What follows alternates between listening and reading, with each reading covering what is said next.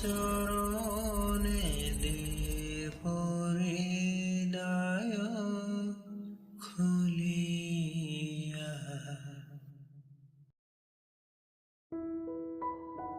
লাভ candy লিখেছেন Zafar BP. আজ পড়ব লেডি অফিসার। আমার কলিজাটা কোথায় রে? এই আমাকে আর কলিজা বলবা না, এটা কমন, আর কমন জিনিস আমার ভাল লাগে না। আচ্ছা তাহলে থুক্কু, আমার পাকস্থলীটা কোথায় রে? ইয়া, কি বিশ্রী ডাক। এটা না আনকমন ঠিক, তবে গর্জিয়াস হতে হবে। আচ্ছা আবার থুক্কু, আমার লিভারটা কোথায় রে? আরে মাবুদ, তুমি একটু রোমান্টিক আর কবে হইবা? আচ্ছা আবারও থুক্কু, আমার কিডনি দুইটা কোথায় রে? অমনি খপ করে আদিবের কলার ধরে ফেলল স্নেহা। হ্যাচকা টানে মাথাটা কাছে এনে দাঁত কিরমিরিয়ে বলল, দুইটা আসলো কোত্থেকে? আরেকটার নাম কি? বাড়ি কোথায়? কবে থেকে এই ভণ্ডামি? দেখি মোবাইল দেখি। নাম্বার কোনটা বলো, কিয়ামত ঘটাই দিমু আজ, সাক্ষাৎ কিয়ামত। এই বলে কলার ছেড়ে দিয়ে আদিবের পকেটে হাত দিল স্নেহা। আদিব গো বেচারা ভাব নিয়ে ড্যাবডেবিয়ে তাকিয়ে আছে স্নেহার দিকে। আদিবের চোখ মুখে অসহায়ত্বের স্পষ্ট ছাপ। দু হাতে স্নেহার হাত দুটি চিপে ধরে অস্ফুটে বলল, স্নেহা প্লিজ, কালই আমি রোমান্টিক কোচিং সেন্টারে ভর্তি হয়ে রোমান শিখব। এবারের মতো আমাকে ক্ষমা করে দাও সোনা। চুপ, একেবারে চুপ। কিডনি দুইটা কোথায় রে? ও লে লে লে, কি রোমান্টিক ডাক। আজ আরেকটা কিডনির রহস্য আমি বের করেই ছাড়বো। আদিবের পকেটটা ছিঁড়ে ফেললো বুঝি, তবুও ছাড়ছে না। কারণ ফোনটা ওর হাতে গেলে রহস্য উদ্ঘাটন হোক বা না হোক, ফোনটাকে উদ্ধার করতে আদিবের 15 গোষ্ঠী পর্যন্ত উদ্ধার হবে নির্ঘাত। সোনা আমার, আমার কিডনি তো দুইটাই। বিশ্বাস না হলে হসপিটালে চলো। না, সোজা বাসায় যাব, নিজ হাতে কেটে কুটে নিজ চোখে দেখবো আমি। আমাকে ঠকানোর চেষ্টা? আমার কিডনি দুইটা কোথায় রে? আহা হা, চলো আগে বাসায়। আদিব কিছু না বলে চুপচাপ স্নেহার সাথে হাঁটতে লাগলো। খুশিতে মাঝে মাঝে ফিক করে হেসে ফেলছে আদিব। স্নেহা কড়া গলায় বলল, আমার রাগ দেখে আবার হাসি? খুব খুশি তাই না? দুইটা কিডনি নিয়ে মাস্তি করে বেচাই খুশি। হইবাই তো, হইবা না? আমি কি আর সেই কপাল নিয়ে এসেছি?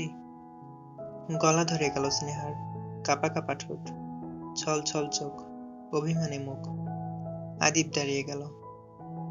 স্নেহার বাজুতে ধরে ওর চোখের দিকে গভীর দৃষ্টি ফেলে অপলক তাকিয়ে রইল।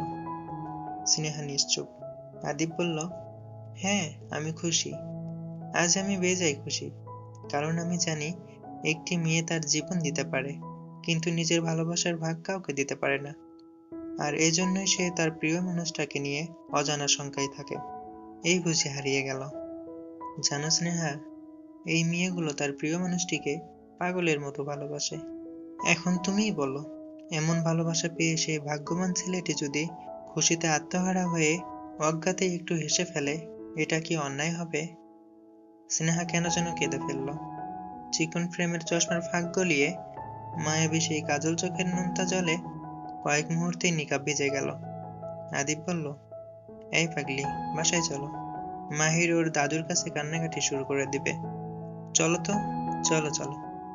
আদিব এই বলে স্নেহার হাত ধরে গুনগুনিয়ে কালামুল্লাহ সুর ধরল, হাত দুটি দোলাতে দোলাতে। তেলাওয়াতের মূর্ছনা ছড়াতে ছড়াতে দুজন বাড়ির পথ ধরল। অভিমান, সতর্কতা, শাসন এগুলো অনেকটাই মরিচের মতো। একেবারে বেখবর হলে, অর্থাৎ খাবারে মরিচ পরিমিত না হলে সেটা খাওয়া যায় না, পানসে লাগে। আবার অতিরিক্ত হয়ে গেলে সেটা আর খাওয়ার উপযুক্ত থাকে না, ঝালে চোখ মুখ লাল হয়ে আসে। সঙ্গীর গতি প্রকৃতির প্রতি একটু লক্ষ্য রাখা ভালো, কিন্তু এটা নিয়ে অতিরিক্ত কিছু না করাই ভালো। হার্ট যেমন মানুষের দেহ ও মনের কেন্দ্রবিন্দু, এর গতি প্রকৃতি সামান্য হেরফের হলে স্ট্রোক হওয়ার আশঙ্কা থাকে, তেমনি সম্পর্কের কেন্দ্রবিন্দু হলো বিশ্বাস। সম্পর্কে এই বিশ্বাসের সামান্য ত্রুটি থাকলে সেই সম্পর্কে পচন ধরে, আজ না হয় কাল পচে যাবে। কোনো না কোনো ভাবে কিংবা কারণে অকারণে লঙ্কাকাণ্ড বেঁধে যাবে। ফলাফল নিশ্চিত বিচ্ছেদ। বাহ্যিক বিচ্ছেদ হয়তো নানান প্রতিকূলতায় বিলম্বিত হতে পারে, কিন্তু মনের বিচ্ছেদ ঠেকাবে কি করে? আজ শুক্রবার, ওরা ডাক্তারের কাছে গিয়েছিল। বাসার কাছে চেম্বার, পায়ে হেঁটেই যাওয়া যায়। স্নেহা অন্তঃসত্ত্বা। কিছুদিন হলো স্নেহার শরীর খুব একটা ভালো যাচ্ছে না।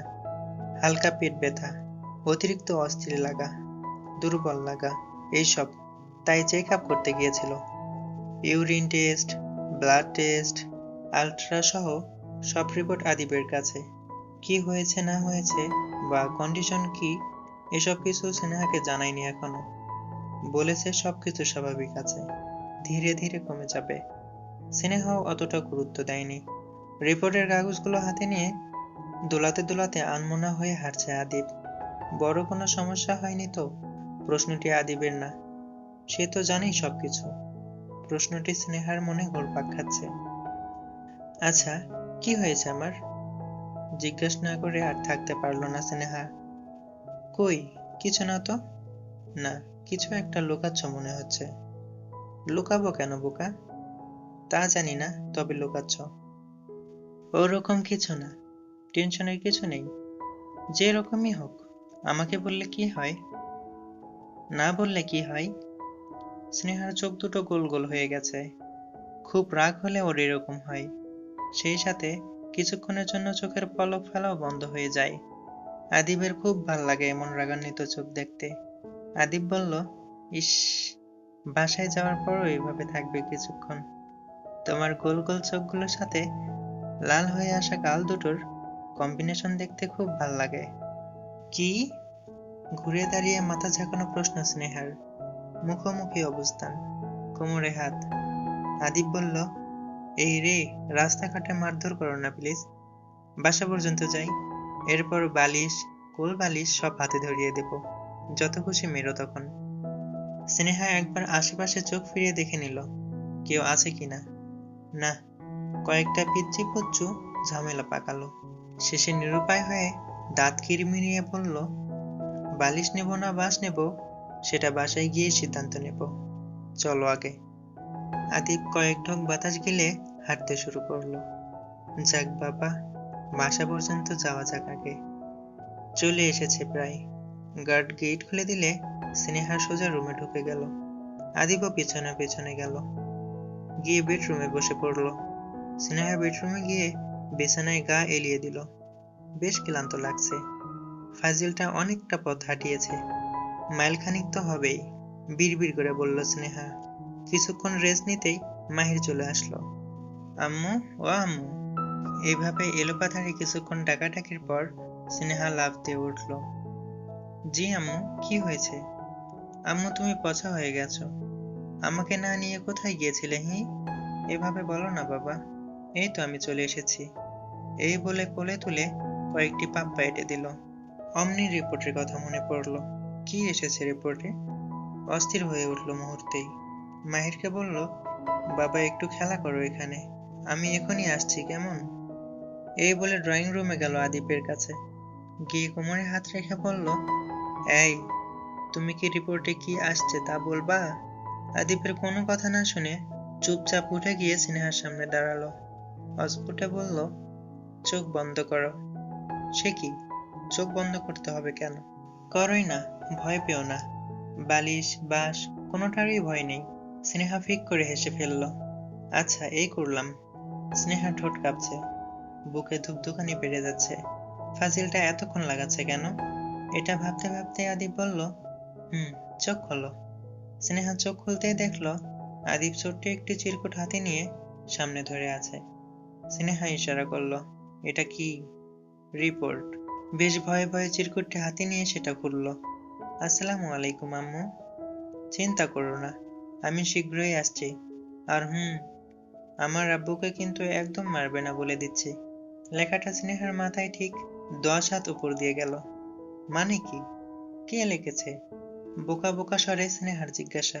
আদিব স্নেহার পেটের দিকে ইশারা করে বলল, আমাদের নতুন লেডি অফিসার।